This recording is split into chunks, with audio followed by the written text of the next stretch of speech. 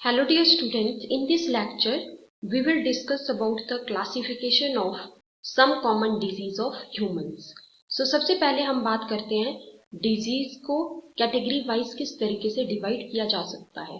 देखिए types of disease में हो सकती हैं आपकी फिजिकल डिजीज या फिर इन्फेक्शियस डिजीज, डेफिशिएंसी किसी चीज की कमी अगर बॉडी के अंदर हो जाए तो डेफिशिएंसी डिजीज हो जाएंगी, इनहेरिटेड डिजीज जो कि जेनेटिक डिसऑर्डर्स होते हैं, इनको हम जेनेटिक डिसऑर्डर्स भी बोल देते हैं। नेक्स्ट आते हैं फिर डीजेनरेटिव डिजीज के ऊपर, then mental disease and social disease. So physical disease का कारण सबसे पहले क्या हो सकता है? इसका सबसे बड़ा रीजन हो सकता है टेम्परेरी और permanent damage to body parts. देखिए फिजिकल यानी कि फिजिकली बॉडी पार्ट्स को, किसी भी बॉडी पार्ट को या तो टेम्परेरी या तो परमानेंट डैमेज जब हो जाता है तो वो जो है फिजिकल के अंडर जो है आता है। जैसे कि एग्जांपल्स देखिए, जैसे बोन फ्रैक्चर, तो इसमें क्या हुआ कि जो बोन्स हैं, बोन्स को यहाँ पे डैमेज हुआ है, सो बोन फ्रैक्चर इसमें आ गया। और उसके अलावा जैसे बात करें leprosy, so leprosy most commonly bacterial disease है, it is bacterial disease. And इसमें सिम्टम्स क्या क्या देखने को मिल सकते हैं, जैसे कि इसमें क्या होता है जनरली लाइट कलर्ड या फिर जो रेड पैचेस हैं वो स्किन के ऊपर अपीयर कर जाते हैं पेशेंट के। और उन पैचेस के ऊपर क्या होता है कि जो सेंसेशन है, जो रिड्यूस्ड सेंसेशन है वो देखने को मिलती है। यानी कि अगर उन पैचेस के ऊपर अगर हम टच करके देखते हैं तो पेशेंट को जो है उसकी कोई भी सेंसेशन नहीं आती है। और साथ में इसमें जॉइंट्स में पेन देखने को मिल सकती है। So these are physical causes. Now next is infectious disease. Infectious disease किसकी वजह से होगा? एक ऐसी डिजीज जो कि वायरसेस की वजह से, बैक्टीरिया की वजह से, fungi, protozoans, nematodes, insects etcetera की वजह से जो होती हैं, they are infectious disease. Generally जो माइक्रो ऑर्गेनिजम्स हैं हमारे पास, जैसे वायरसेस हैं, बैक्टीरिया हैं, फंजाई हैं, ये इन डिजीज को कॉज करते हैं।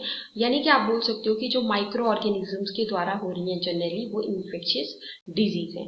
जैसे कि टाइफाइड की अगर हम बात करें, सो टाइफाइड जो है it is A bacterial disease.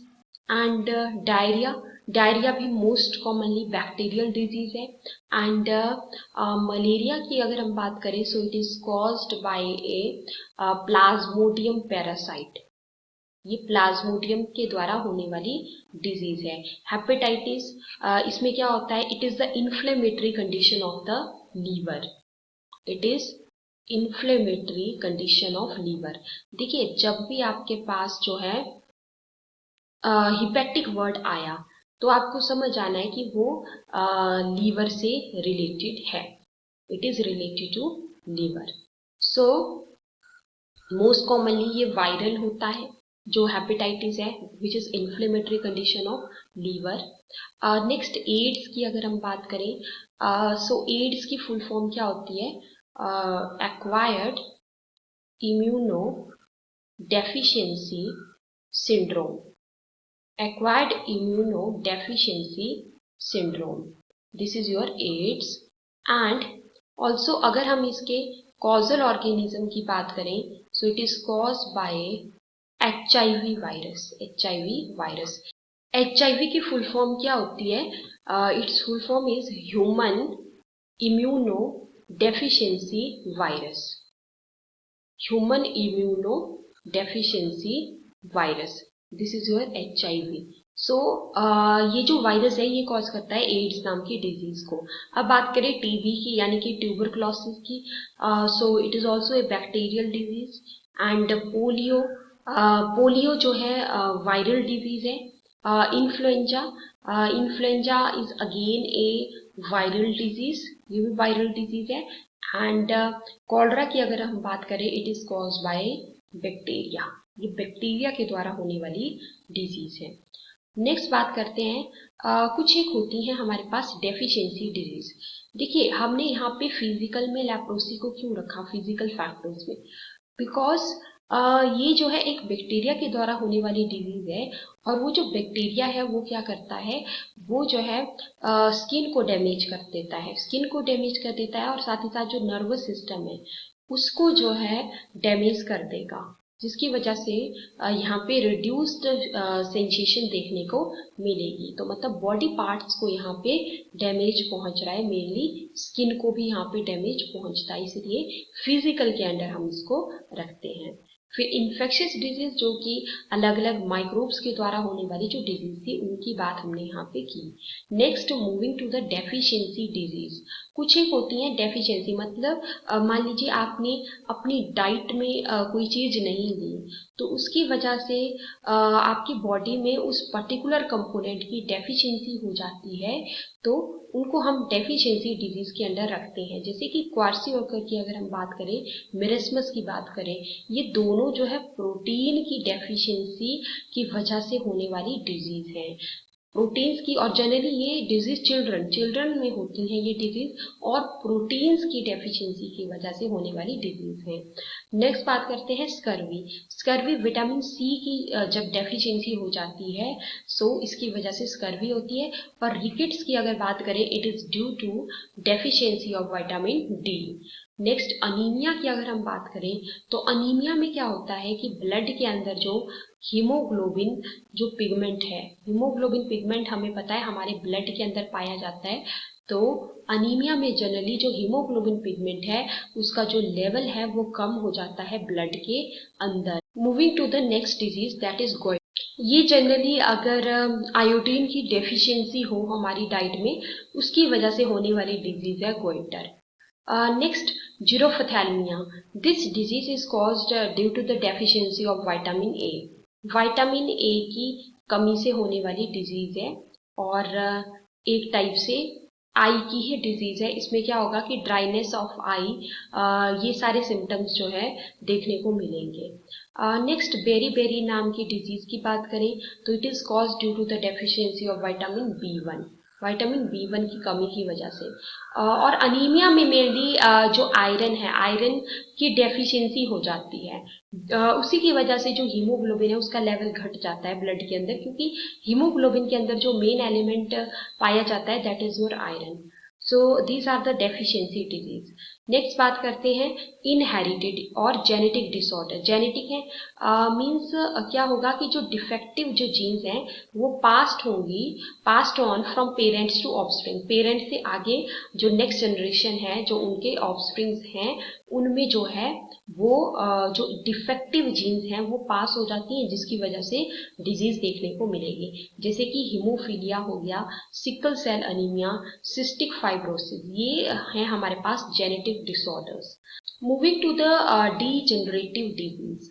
इसमें क्या होता है कि जो ऑर्गन्स और टिश्यूज होते हैं दे वियर अवे, और वो काम नहीं करते हैं सो वेल, मतलब अच्छे से वो काम नहीं कर पाते हैं विद एज। जैसे जैसे हमारी एज बढ़ती रहती है वैसे वैसे जो ऑर्गन्स और टिश्यूज हैं उनके वर्क करने की जो एफिशिएंसी है वो घटती रहती है विद एज।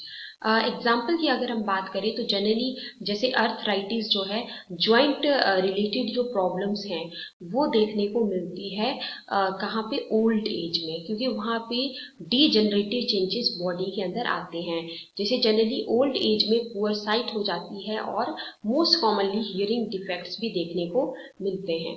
नेक्स्ट बात करते हैं मेंटल डिजीज। मेंटल डिजीज में क्या होता है, ब्रेन को डैमेज हो जाता है, या फिर साइकोलॉजिकल हम उसको बोल सकते हैं। एग्जाम्पल की बात करें, जैसे कि मोस्ट कॉमन एग्जाम्पल हम लेते हैं जैसे कि डिप्रेशन जो है, this is the mental disease. Social की अगर हम बात करें, सो इसमें आता है कॉज क्या है इसमें, social interactions with the family, friends and strangers. अब इसमें क्या क्या एग्जाम्पल्स आते हैं, ड्रग डिपेंडेंस, एल्कोहलिज्म, एल्कोहल का अगर कोई हैबिचुअल हो जाता है, ऑल्सो स्मोकिंग अगर कोई करता है, अनहेल्दी लाइफस्टाइल्स, सोशल आइसोलेशन, मतलब सोशली अगर बिल्कुल दूर रहता है सबसे, और मतलब एक तरीके से किसी के साथ भी कोई बात नहीं करेगा, ड्रग्स लेता रहेगा, ड्रग्स में जैसे मोस्ट कॉमनली वो अल्कोहल ले सकता है, एंड ऑल्सो स्मोकिंग वो कर सकता है, उसका अनहेल्दी लाइफस्टाइल हो सकता है, तो ये सोशल डिजीज में आ जाते हैं हमारे पास। Moving to the next one, next is your that is extrinsic और एक्सटर्नल फैक्टर्स। अब नाम से ही पता लग रहा है एक्सट्रिंसिक, मतलब एक्सटर्नल जो बाहर वाले जो फैक्टर्स हैं। So the disease causing pathogenic external, देखो डिजीज कॉजिंग को हम बोलते हैं पैथोजेनिक जो हैं, तो जो डिजीज कॉजिंग एक्सटर्नल एजेंट्स हैं विच enter the human body from the outside, जो कि बाहर से ह्यूमन बॉडी के अंदर आए, यानी कि एक्सटर्नली आए, उनको हम एक्सट्रिंसिक फैक्टर्स बोल देते हैं। अब जो इम्पोर्टेंट जो एक्सट्रिंसिक फैक्टर्स आते हैं जो कि ह्यूमन हेल्थ को अपसेट करते हैं, वो कौन कौन से हैं? जैसे कि अनबैलेंस्ड डाइट। अनबैलेंस्ड डाइट मतलब एक प्रॉपर अमाउंट में हम डाइट ना लें, अनबैलेंस्ड हमारी डाइट हो, इनएडिक्वेट डाइट हमारी हो, तो उसकी वजह से ये डिजीज हो सकती हैं। और उसके साथ साथ डिजीज कॉजिंग माइक्रो ऑर्गेनिजम्स भी कुछ डिजीज को कॉज कर सकते हैं, जैसे कि वायरसेस हमें पता है कुछ डिजीज को कॉज करते हैं, फंजाई भी कॉज करते हैं, protozoans, next your helminths, worms etcetera. So ये बेसिकली क्या है, ये माइक्रो ऑर्गेनिजम्स हैं which are going to cause a disease. और इसके साथ साथ हो सकते हैं एनवायरमेंटल पॉल्यूटेंट्स, हमारे वातावरण में, हमारे एनवायरमेंट में कुछ पॉल्यूशन को कॉज करने वाले एजेंट्स हो सकते हैं, यानी कि पॉल्यूटेंट्स हो सकते हैं जो कि प्रदूषण कॉज करते हैं, तो उसकी वजह से भी डिजीज हो जाती हैं। जैसे कि एयर पोल्यूशन अगर है तो उसकी वजह से हमारे रेस्पिरेटरी सिस्टम से रिलेटेड बहुत सारी डिजीज हो सकती हैं। नेक्स्ट, अगर कोई पर्सन जो है टोबैको लेता है, उसके साथ साथ अगर वो अल्कोहल अगर लेता है, और अगर वो नार्कोटिक ड्रग्स लेता है, तो इससे बहुत सारे साइड इफेक्ट्स होते हैं हमारी बॉडी में। जैसे अल्कोहल अगर कोई पर्सन लेता है तो इससे उसकी किडनी डैमेज हो सकती है, उसका ब्रेन डैमेज हो सकता है लॉन्ग टर्म में जाके। तो ड्रग्स के ऊपर अगर कोई डिपेंड हो जाता है, हैबिचुअल हो जाता है, अल्कोहल लेता है, टोबैको लेता है, so that is going to cause a number of disease और damage to our body parts. आप कुछ एग्जाम्पल्स देखते हैं। The most common disease cause by extrinsic factors, जैसे कि क्वार्सियोरकर हो गया, मेरिस्मस हो गया, ओबेसिटी हो गई, मोटापा जिसे कहा जाता है, नाइट ब्लाइंडनेस है, बेरी है। सो ये सारी जो है मोस्ट कॉमन डिजीज है। ये एक लिस्ट है which are cause by the extrinsic factors, ऐसी डिजीज जो कि एक्सट्रिंसिक फैक्टर्स के द्वारा, यानी कि कोई एक्सटर्नल फैक्टर्स इन्वॉल्व है, उनके द्वारा जो डिजीज होती हैं। Moving to the next one, disease causing micro organisms और पैथोजेंस। सो ऐसे कौन कौन से माइक्रो ऑर्गेनिजम्स हैं जो कि डिजीज को कॉज कर सकते हैं? देखिए, जो पैथोजेंस है, पैथोजन टर्म हम कब यूज करते हैं? डिजीज कॉजिंग जो माइक्रो ऑर्गेनिजम्स होते हैं उनको पैथोजेंस कहा जाता है। जैसे कि पैथोजेंस में आ सकते हैं आपके viruses, bacteria, fungi, protozoans, your helminths and worms etcetera. So ये पैथोजेंस हैं, यानी कि डिजीज कॉजिंग माइक्रो ऑर्गेनिजम्स हैं। सो ये जो पैथोजेंस होते हैं they are transferred to the human body through air. अब ह्यूमन बॉडी में ये कैसे ट्रांसफर होते हैं? एयर के थ्रू ट्रांसफर हो सकते हैं ये पैथोजेंस, या फिर कंटेमिनेटेड वाटर उसके थ्रू हो सकता है, या फिर फूड के थ्रू, सॉइल के थ्रू, फिजिकल कांटेक्ट के थ्रू, सेक्सुअल कांटेक्ट के थ्रू, या फिर एनिमल्स के थ्रू। देखिए, होता क्या है कि ये सारे के सारे एजेंट्स हैं जिनके द्वारा जो पैथोजन है, मतलब अगर डिजीज कॉजिंग ऑर्गेनिज्म अगर हमारी बॉडी के अंदर एंटर कर गया तो ऑब्वियसली हमें डिजीज हो जाएगी। जैसे कि अगर कंटेमिनेटेड वाटर के थ्रू होता है, तो अगर हम उस पानी को पीते हैं तो उससे जो है हमारी बॉडी के अंदर डिजीज हो सकती हैं। जैसे कि फॉर एग्जाम्पल जॉन्डिस की अगर हम बात करें तो जॉन्डिस उसमें से एक डिजीज है जो कि कंटेमिनेटेड वाटर के थ्रू होती है। ऑल्सो जैसे कि टाइफाइड की अगर हम बात करें तो ये भी कंटेमिनेटेड फूड एंड वाटर के थ्रू होने वाली डिजीज है। सेक्सुअल कांटेक्ट के थ्रू इन्फेक्टेड पर्सन के साथ सेक्सुअल कांटेक्ट से बहुत सारी डिजीज हो जाती हैं, जैसे कि अगर एड्स की हम बात करें जो कि HIV वायरस के द्वारा होने वाली डिजीज है, it is a sexually transmitted disease. So ये एक तरीके से हमने यहाँ पे डिस्कशन की कि क्या क्या मोड्स ऑफ ट्रांसमिशन हो सकते हैं डिजीज के। एयर के थ्रू हो सकती है, कंटेमिनेटेड वाटर के थ्रू, फूड के थ्रू, सॉइल के थ्रू, फिजिकल कांटेक्ट और sexual contact and also animals के थ्रू। नेक्स्ट हम बात करते हैं इनएडिक्वेट डाइट क्या होती है। Absence of nutritional diet makes a person unhealthy. देखिए, हम जानते हैं कि हमारी बॉडी को जो है सारे जो पोषक तत्व होते हैं, न्यूट्रिएंट्स होते हैं, वो एक प्रॉपर अमाउंट में मिलना बहुत इम्पॉर्टेंट है। तो अगर हम जो है प्रॉपर अमाउंट में न्यूट्रिशनल डाइट नहीं लेते हैं तो इससे जो है हम अनहेल्दी हो सकते हैं। So it is very important कि हम एक बैलेंस्ड डाइट लें जिसमें प्रॉपर अमाउंट में प्रोटीन्स हो, कार्बोहाइड्रेट्स हो एंड फैट्स हो, मीन सारे कंपोनेंट्स जिसके अंदर अवेलेबल हो। तो जो भी अनहेल्दी पर्सन्स होते हैं उनको ज़्यादा चांसेस होते हैं किसी भी प्रकार की डिजीज या इन्फेक्शन होने के। Deficiency of nutrients in the diet results in number of deficiency disease in human beings। अब देखिए, अगर मान लीजिए कोई न्यूट्रिएंट्स, कोई पोषक तत्व ऐसे हैं जिनकी अगर डेफिशिएंसी हो जाती है यानी कि कमी हो जाती है हमारी डाइट में, तो उससे बहुत सारी डेफिशिएंसी डिजीज हो सकती हैं, जैसे कि night blindness which is cause due to the deficiency of vitamin A, very vitamin B1 की डेफिशिएंसी की वजह से। ऑल्सो स्कर्वी, स्कर्वी की अगर हम बात करें so it is cause due to the deficiency of vitamin C and also unbalanced diet जो होती है उससे जो है ओबेसिटी हो सकती है, यानी कि हम मोटापे के शिकार हो सकते हैं। सो बैलेंस्ड डाइट लेना that is very important thing here. Now next बात करते हैं, एक यहाँ पे आपको टेबल दिया गया है विटामिन वाइज कि कौन कौन सी जो विटामिन होती है अगर उसकी कमी हो जाए तो उससे कौन कौन सी डिजीज जो है देखने को मिल सकती है। इसमें सबसे पहले हम बात करते हैं, अगर प्रोटीन की डेफिशिएंसी हो जाती है तो उससे डिजीज हो जाती हैं क्वार्सियोकर। और प्रोटीन और साथ ही साथ टोटल फूड कैलोरीज यानी कि जो कार्बोहाइड्रेट्स हैं, फैट्स हैं, उन सब की कमी अगर हो जाती है साथ में, मतलब प्रोटीन तो है ही लेकिन उसके साथ में अगर कार्बोहाइड्रेट्स और फैट्स की भी कमी हो जाती है तो उससे डिजीज होती है विच इज मेरिस्मस।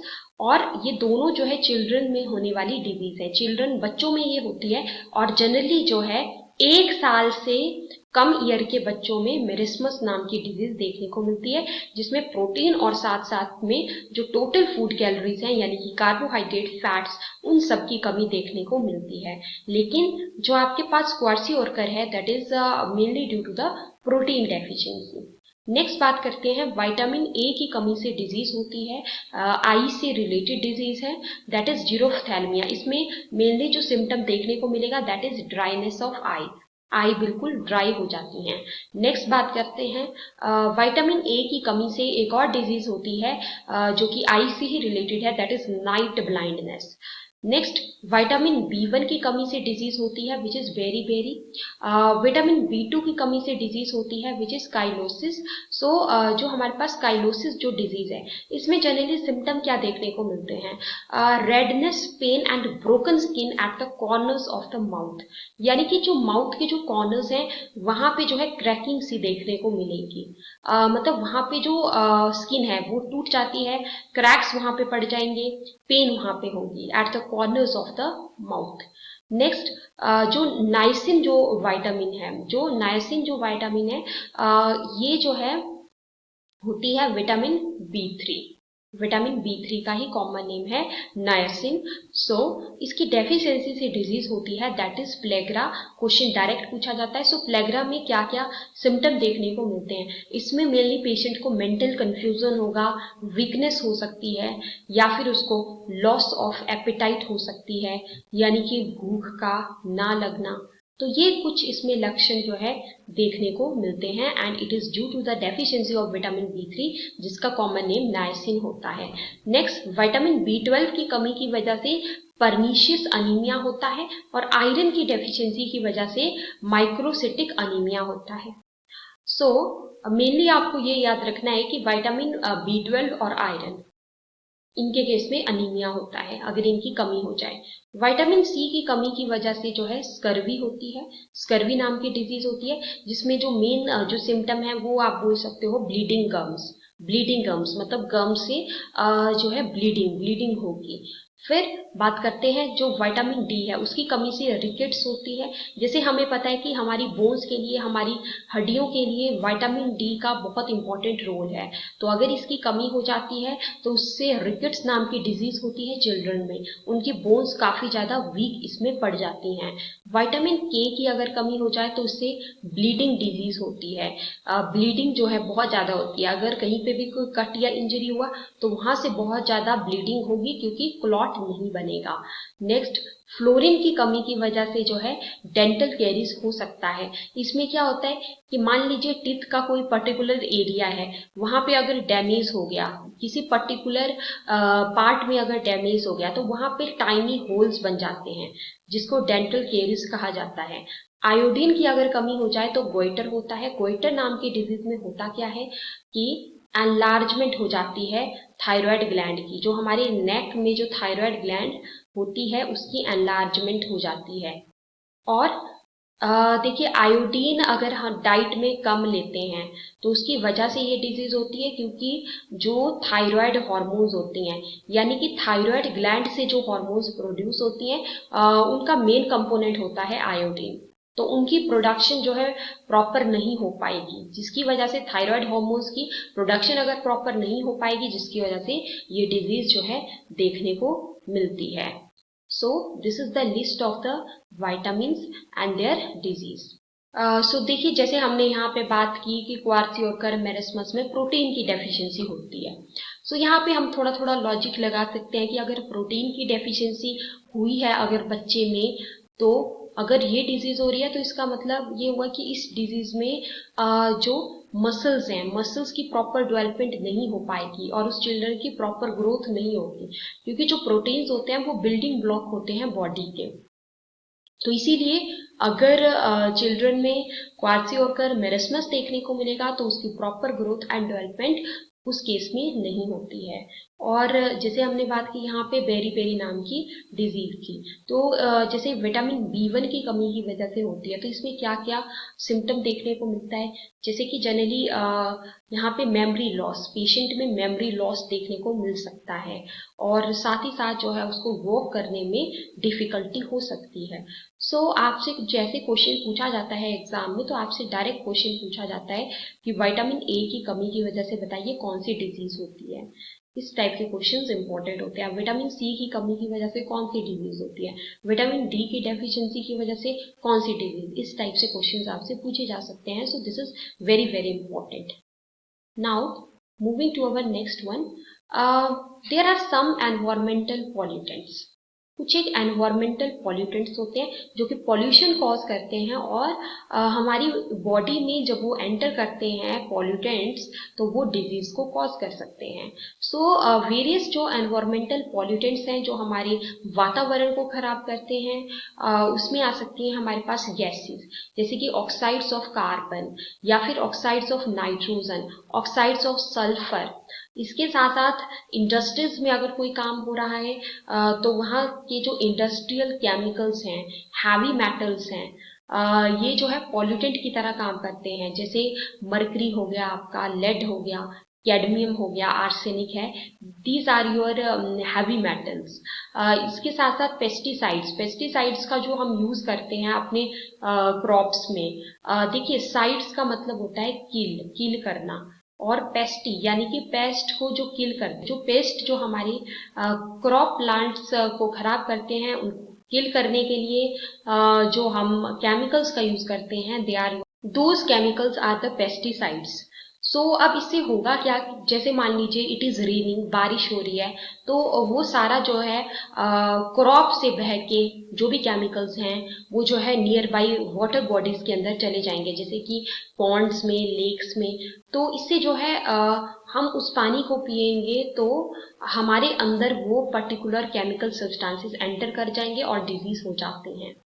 एनवायरमेंटल पॉल्यूटेंट्स, जैसे अगर हम ऑक्साइड्स ऑफ सल्फर की बात करें, ऑक्साइड्स ऑफ कार्बन की, देखिए बहुत सारे जो पॉल्यूटेंट्स हैं, जैसे कि जो गैसेस फॉर्म में है वो एयर पोल्यूशन को कॉज करते हैं।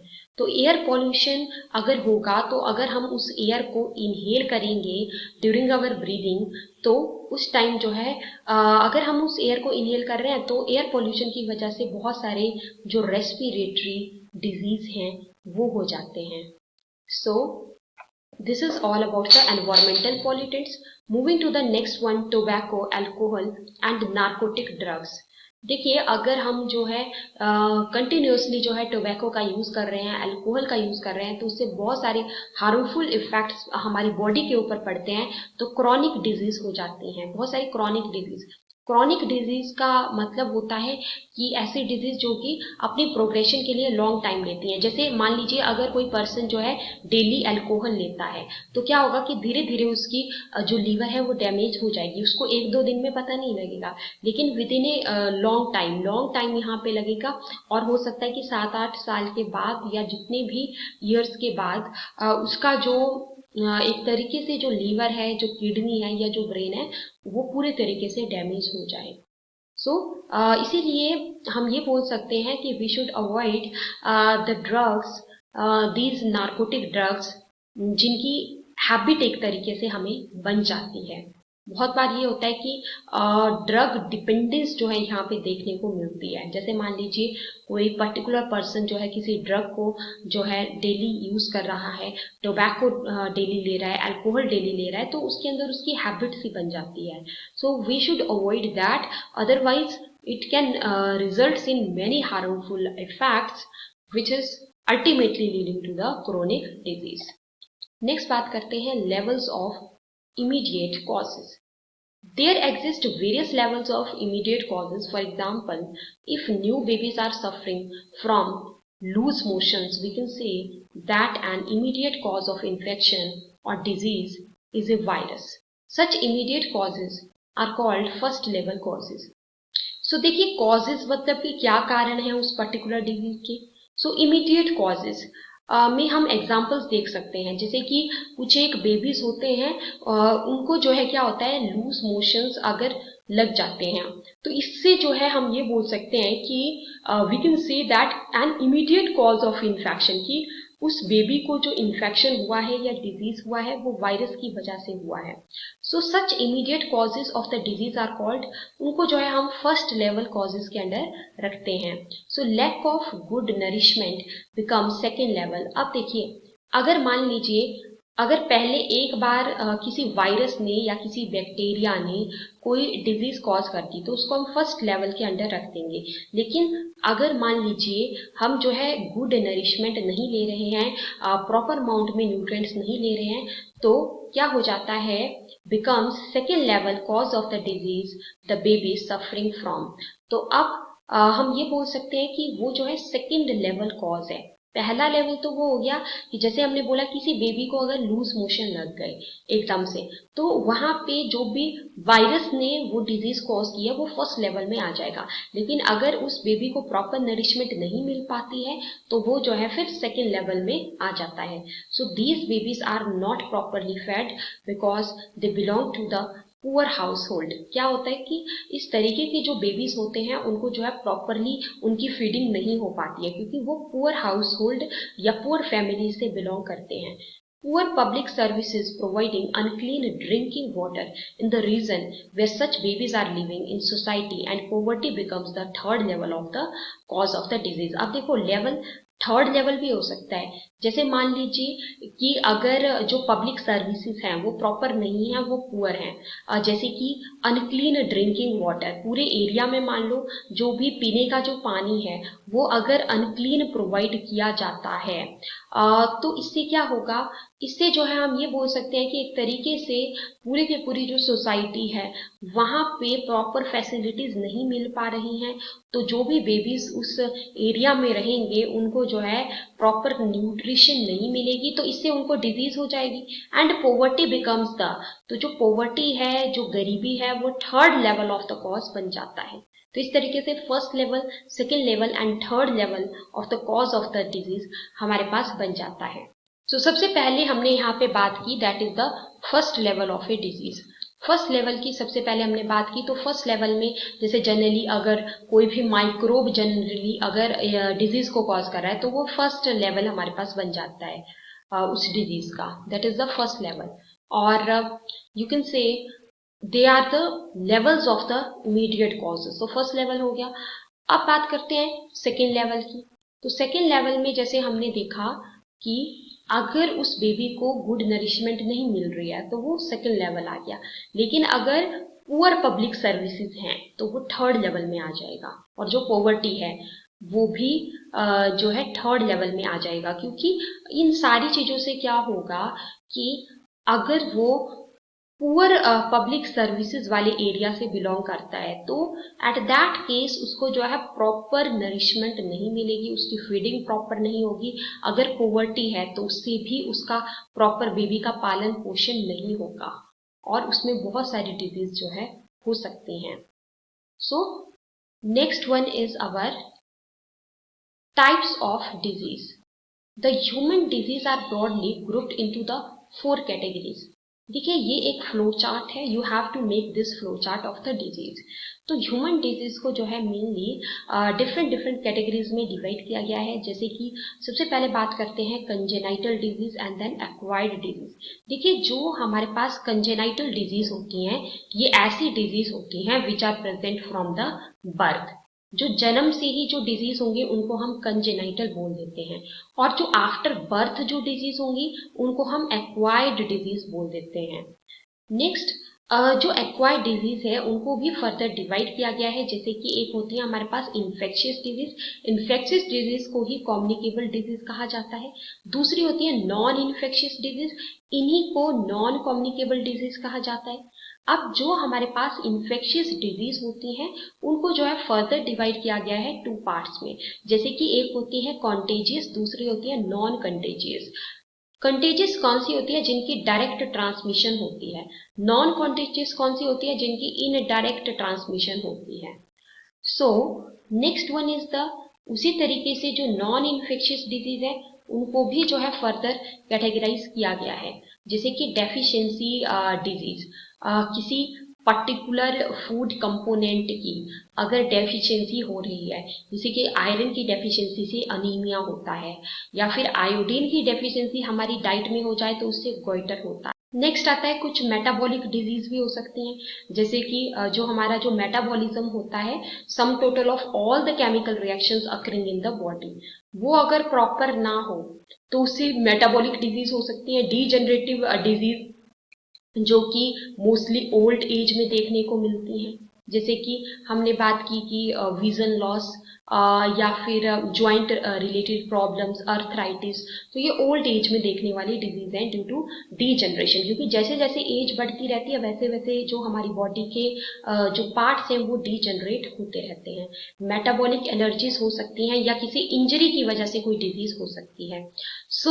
जैसे हमने कंटेजियस में देखा डायरेक्ट ट्रांसमिशन के थ्रू, जैसे कि कॉमन कोल्ड है, जैसे कि जो करंटली है कोविड-19 वायरस, तो ये क्या है, ये डायरेक्ट ट्रांसमिशन से फैल जाती हैं। लेकिन इनडायरेक्ट ट्रांसमिशन से कौन कौन सी, जैसे कि फॉर एग्जांपल अगर हम बात करें मलेरिया की, देखिए मलेरिया जो है ऐसे डायरेक्ट कांटेक्ट से नहीं फैलता है, इसके लिए जो है किसी वेक्टर की रिक्वायरमेंट होती है। वेक्टर यानी कि कोई ऐसा एजेंट जो कि इस डिजीज को फैलाएगा। जैसे कि जो आपके पास मॉस्किटो होती है, जो फीमेल एनोफिलस मॉस्किटो जो होती है, उसके काटने से ये जो डिजीज है ये फैलती है, फीमेल एनोफिलस मॉस्किटो के काटने से। यानी कि डायरेक्ट पर्सन टू पर्सन इसका स्प्रेड नहीं हो रहा है, just like that of contagious, वहां पे तो डायरेक्ट ट्रांसमिशन होती है।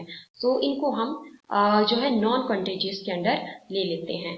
अब जैसे हमने यहाँ पे बात की इन्फेक्शियस की, तो इन्फेक्शियस डिजीज वो होती हैं जो कि पर्सन टू पर्सन फैलती हैं, या फिर इनको कम्युनिकेबल भी बोल देते हैं हम। तो डायरेक्ट भी फैल सकती हैं या फिर इनडायरेक्ट भी फैल सकती हैं। जबकि नॉन इन्फेक्शियस ऐसी डिजीज होती हैं जो कि पर्सन टू पर्सन नहीं फैलती हैं। जैसे मान लीजिए किसी पर्सन को आयरन की डेफिशिएंसी हुई, तो अब ऐसा नहीं होगा कि वो अगर किसी अदर पर्सन के साथ बैठ रहा है तो उसके अंदर भी आयरन की डेफिशिएंसी हो जाएगी, ऐसा तो नहीं होगा। अब मान लीजिए किसी को कोई इंजरी हुई, तो अब ये नहीं होगा कि वो अपने फ्रेंड के साथ बैठा और उसके फ्रेंड को भी इंजरी होगी, ऐसा तो नहीं होता है। तो मतलब ये पर्सन टू पर्सन नहीं फैलती हैं, तो ये नॉन इन्फेक्शियस होती हैं, इनको नॉन कम्युनिकेबल कहा जाता है। Now moving to the next one. Next हम पढ़ेंगे difference between infectious and non infectious disease के बारे में पॉइंट्स। सो सबसे पहली बात, जो इन्फेक्शियस डिजीज होती हैं they are caused by attack of pathogens. Pathogens क्या होते हैं? जो डिजीज कॉजिंग ऑर्गेनिजम्स जो होते हैं उनको हम पैथोजेंस बोल देते हैं।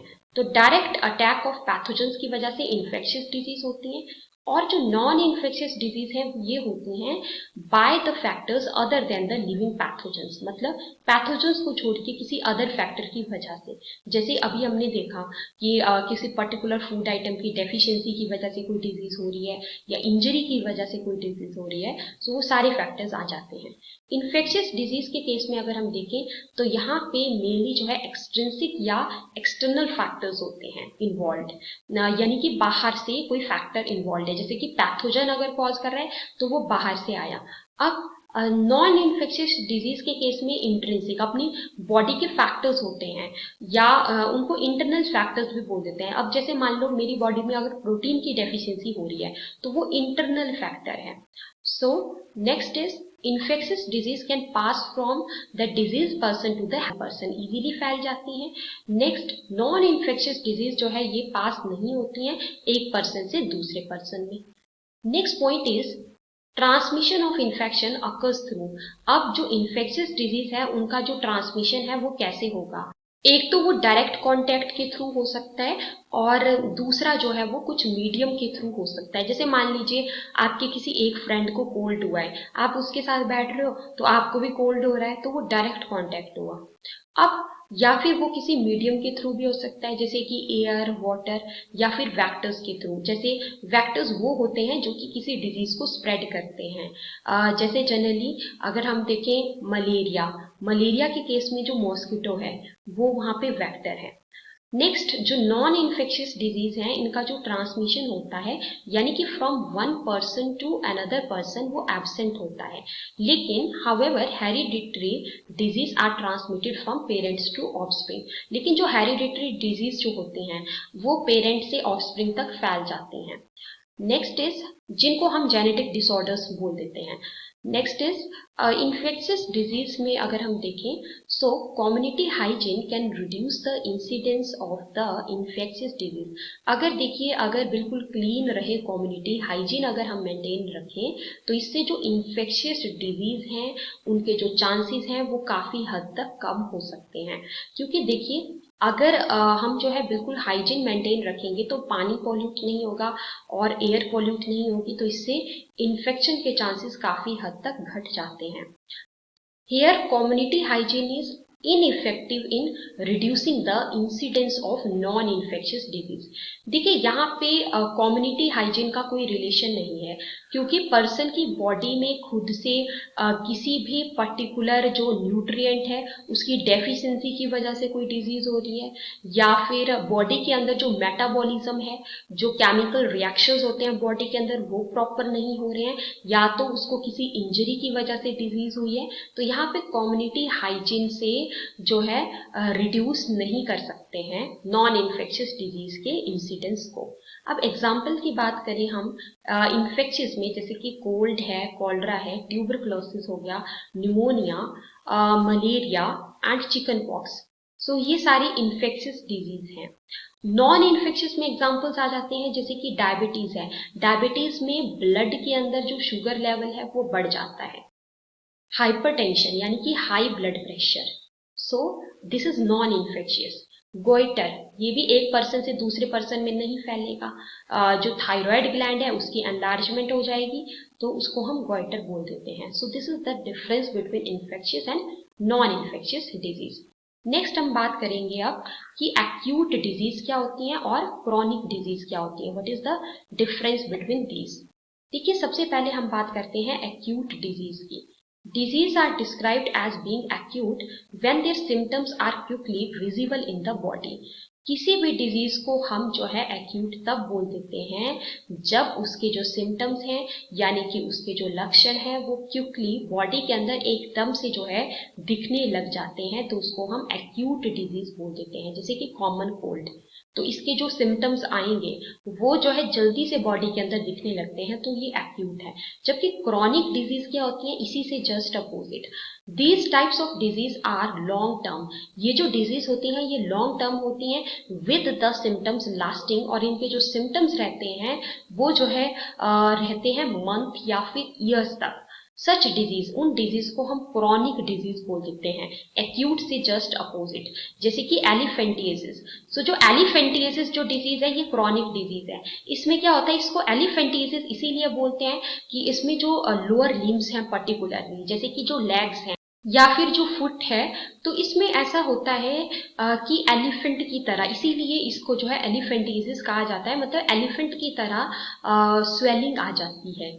जैसे एलिफेंट के जो फुट होते हैं, उसकी जो लेग्स होती हैं वो बिल्कुल फुली फुली सी होती हैं, उस टाइप से यहाँ पे स्वेलिंग जो है देखने को मिलती है उसके लोअर लिम्स में पेशेंट के। तो वो जैसे उसकी जो लेग है, उसका जो फुट है, वो just like that of elephant leg और एलिफेंट फुट हो जाते हैं, तो इसीलिए इसको एलिफेंटिसिस कहा जाता है।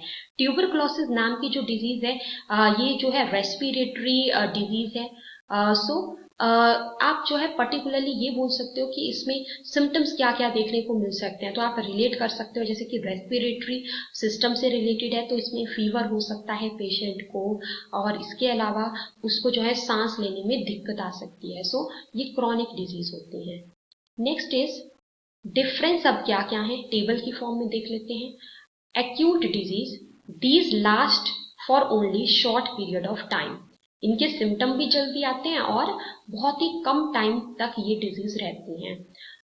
अब नॉन इन्फेक्शियस में देखें तो ये जो डिजीज हैं ये काफी लंबे टाइम तक रहती हैं, even as much as lifetime तक भी रह सकती हैं। जैसे बहुत सारी स्किन डिजीज होती हैं, ये भी इस कैटेगरी में आती हैं। नेक्स्ट एक्यूट डिजीज में अगर हम देखें, so these do not cause long term bad effects on human health. मतलब ये लॉन्ग टर्म के लिए कोई बैड इफेक्ट कॉज नहीं करते हैं ह्यूमन हेल्थ के ऊपर। लेकिन जो नॉन इन्फेक्शियस हैं ये long term bad effects cause कर सकते हैं ह्यूमन हेल्थ के ऊपर। एग्जाम्पल्स की बात करें एक्यूट में, जैसे कि कोल्ड है, कफ है, टाइफाइड है, कॉलरा है। जैसे आपने देखा होगा अक्सर कोल्ड होता है तो 3-4 दिन के बाद ठीक हो जाता है, या विद इन 1 वीक ठीक हो जाता है, तो ये एक्यूट है। और अगर हम क्रॉनिक डिजीज में देखें तो इसमें एग्जाम्पल्स आ जाते हैं, जैसे कि एलिफेंटिसिस, कार्डियोवास्कुलर डिजीज, कार्डियो मतलब कि हार्ट से रिलेटेड, ट्यूबरक्लोसिस, डायबिटीज, अर्थराइटिस जो कि ज्वाइंट रिलेटेड प्रॉब्लम है, कैंसर, तो ये एक्यूट डिजीज होती हैं। These last for a long time, लंबे टाइम के लिए रहेंगी। लेकिन जो एक्यूट डिजीज है इनके सिम्टम्स भी जल्दी देखने को मिलते हैं और बहुत ही शॉर्ट पीरियड ऑफ टाइम के लिए ये डिजीज रहती हैं। Next is your congenital disease, acquired disease के बारे में देखेंगे। देन इन्फेक्शियस नॉन इन्फेक्शियस के बीच में हम एक बार डिफरेंस चेक करेंगे, and then this is your completed. Infectious non infectious हमने देख लिया, बट हम इसमें इससे रिलेटेड थोड़े और पॉइंट्स डिस्कस करेंगे।